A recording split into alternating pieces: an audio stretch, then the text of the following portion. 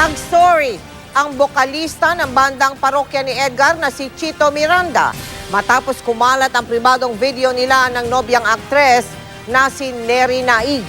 Babala naman ng NBI, maaaring kasuhan kung sino man ang nag-upload at nagpapakalat ng nasabing video. Nakatutok si Mariz Umali. Isang litrato nilang magnobyo ang ipinost ni Chito Miranda sa Instagram na may caption na hindi nyo kami matitinag. Ito ay matapos kumalat sa internet ang masiselang video ng lead vocalist ng bandang parokya ni Edgar at nobyang si Neri Naig. Naghayag ng kalungkutan si Chito at humingi rin siya ng paumanhin sa kanilang pamilya.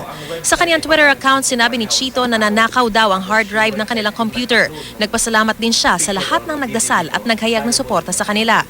Sa ilalim ng Republic Act 9995 o Anti-Photo and Video Voyeurism Act of 2009, posibleng kasuhan ang sinumang nag-upload ng video. Bawal rin kumuha at magpakalat ng mga litrato o video ng pribado o maselang bahagi ng tao at maging ng kanilang sexual activity na wala nilang pahintulot.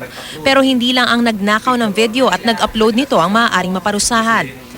Nakasaad sa Anti-Photo and Video Voyeurism Act of 2009 na hindi lamang yung mga orihinal na nag-upload ng video ang maaaring makasuhan. Pati na rin yung mga simpleng nag-share lamang ng video sa kanilang mga social networking sites o sa mga blog spots ay posibleng makasuhan. Ang parusa ay aabot ng hanggang 7 taong pagkakakulong at hanggang kalahating milyong multa. Ang kaso, sabi ng NBI, hindi sila maaaring makapag-prosecute kung wala namang maghahain ng reklamo o wala silang pagbabasehang anumang sinumpaang salaysay. Maging ang nagpakalat sa kanilang email, pwede rin kasuhan. Sakaling magdesisyon ng kampo ni Chito na magreklamo, hindi naman daw mahirap matrace ang salarin. Meron po tayong prinsipyo sa internet that what you see, sees you also. So lahat po ng gawin mo sa internet ay magkakaroon po ng record o tracks kung paano nga ikaw ay nakapag-upload o na-access mo ang isang website. At ito po ay ating makukuha sa ating pag-iimbestiga. Ang mga social networking site may sariling paraan din para i-censor ang mga ganitong mapanirang video o litrato. Sa loob ng 48 oras, maaari nilang i-delete o i-deactivate ang account na nag-post ng naturang video o litrato.